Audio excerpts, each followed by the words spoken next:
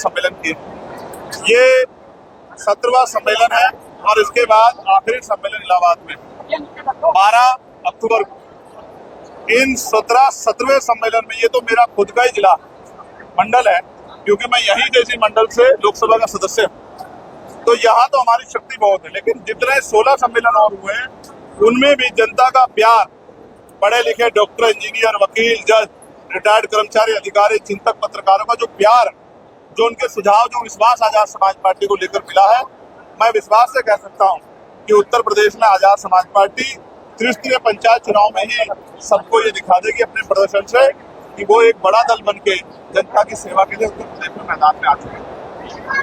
ये सम्मेलन जब खत्म हो जाएंगे इसके बाद दूसरा कार्यक्रम बना के आप पूरे, जब तक विधानसभा का चुनाव नहीं होता, हम लोग मैदान में रहेंगे, गली गली गांव गांव जाके लोगों को जागरूक करने का काम करेंगे, भाईचारा बनाएंगे और जनमत तैयार करेंगे जिससे हमारे गरीब लोगों पे जो जुल्म जाते अत्याचार होगा वो खत्म हो। आज किसान परेशान हो, डीएपी और यूरिया की किस तरह किल्लत है सब आपके सामने। आज पढ़ा लिखा नौजवान परेशान है, ना नौकरी है ना रोजगार, और जो भर्ती आती है उसमें घोटाला हो जाता है, चाहे 69 शिक्षक भर्ती है, कोई और भर्ती हो, पुलिस की भर्ती हो। आज महिलाओं पे, बहन बेटियों पे अत्याचार हो रहे हैं।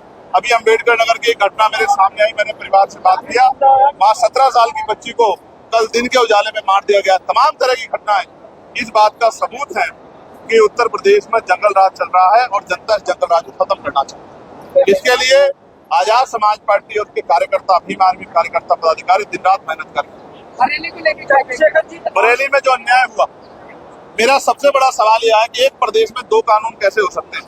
हमें बरेली की घटना को भी देखना चाहिए और हमें फतेहपुर की घटना को भी देखना चाहिए। कुछ दिन पहले बरेली घटना हो जहां शांतिप्रिय तौर से लोग प्रोटेस्ट करने आए, पुलिस अगर चाहती तो उनको प्यार से समझा सकती थी, उनकी बात को सुन सकती थी, और ये ना समझाए गए ना बुझाए गए, उन पे लाठीचार्ज कर दी गई, छोटे छोटे बच्चों को पिटा गया, निर्दोष लोगों को जेल भेज दिया गया, 2000 लोग मुकदमा हुआ।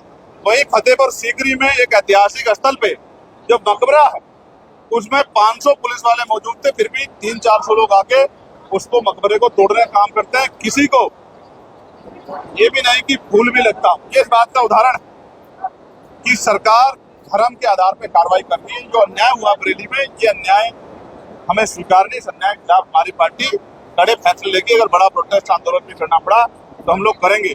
लेकिन मैं ये पूछना चाहता हूँ उत्तर प्रदेश सरकार से कि आई लव मोहम्मद के अगेंस्ट में आई लव महादेव क्यों? जो लोग महादेव को मानने वाले लोग हैं वो लंबे समय से महादेव को मान रहे हैं, वो इस वजह से थोड़ा ही मानते हैं कि कोई आई लव मोहम्मद कह रहा है। आप समझने का प्रयास कीजिए, आई लव मोहम्मद का मतलब क्या है, इस अंग्रेजी वर्ड का हिंदी मीनिंग क्या है कि मैं मोहम्मद से प्यार करता हूं। इससे किसी को आपत्ति कैसे हो सकती है, किस आधार पर हो सकती है, ये क्राइम कहां से हो सकता है? लेकिन सरकार ने इसको क्राइम बना दिया। कोई अगर ये लफ्ज लिख के अगर कोई पेपर आदम पकड़ ले रहा है तो पुलिस उसके साथ इस तरह का व्यवहार कर रही है जैसे वो कोई क्रिमिनल हो, जैसे वो कोई अपराधी हो। ये जो गैर बराबरी है, क्योंकि भारतीय संविधान धर्मनिरपेक्षता की बात करता है, धार्मिक आजादी देता है। जो बुद्ध से प्यार करते हैं वो आई लव बुद्ध लिख रहे हैं, तमाम जो जैन से प्यार, जो महावीर जैन जी से प्यार करते हैं वो आई लव महावीर जैन लिख रहे हैं। किसी को तकलीफ क्यों होनी चाहिए?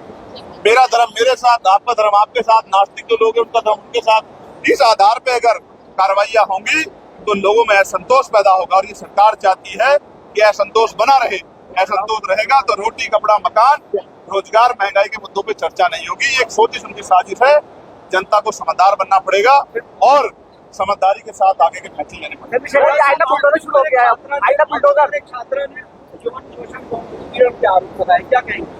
मैं कोर्ट में हूँ, शायद आप देखते नहीं, जो मामले कोर्ट में चलते हैं उन पे टिप्पणी करने का अधिकार नहीं। हालांकि मीडिया को जागरूक रहना चाहिए कौन सा मामला कोर्ट में है, कौन सा मामला कोर्ट से बाहर। वोट चोरी को लेकर कांग्रेस लगातार हमलावर है, आजाद समाज पार्टी का क्या स्टैंड है? क्या वोट चोरी मानते हैं और क्या नहीं, जो तथ्य रखे गए हैं वो तथ्य स्पष्ट करते हैं। एक कमरे में 3 मकानों के 4700 कुछ वोट मिल रहे हैं तो ये समझ आता है 200 वोट मिल रहे हैं, 400 वोट मिल रहे हैं। हमने भी चेक कर 70-70 वोट हैं। एक एक मकानों में। तो ये तो सोचने की बात है ना। इस पे जवाब चुनाव आयोग को देना पड़ चाहिए, लेकिन जवाब तो पार्टियों के लोग दे रहे हैं। तो इस पे जो सही है, इस मांग को तो हम बहुत लंबे पुराने समय से उठा रहे हैं। ये आज की मांग थोड़ा ही है, हम तो इस मांग को बहुत दिन पहले से उठा रहे हैं। लेकिन ये बात बाकी सरकारों को देर से समझ आया, बाकी पार्टियों को, उनको भी आज को उठाने का मौका मिला, उठाना चाहिए।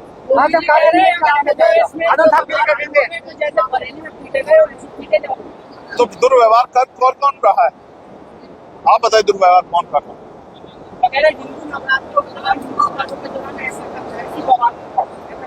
तो आपका कानून व्यवस्था कितनी कमजोर है कि बवाल हो जाता है? आपका इंटेलिजेंस कितनी कमजोर है? आप बताइए ना, आपकी इंटेलिजेंस कहाँ है, आपकी कानून व्यवस्था कहाँ है? कौन दुर्व्यवहार कर रहा है?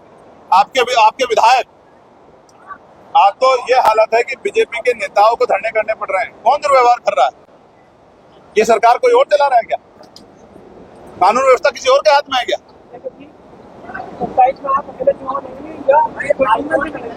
त्रिस्तरीय पंचायत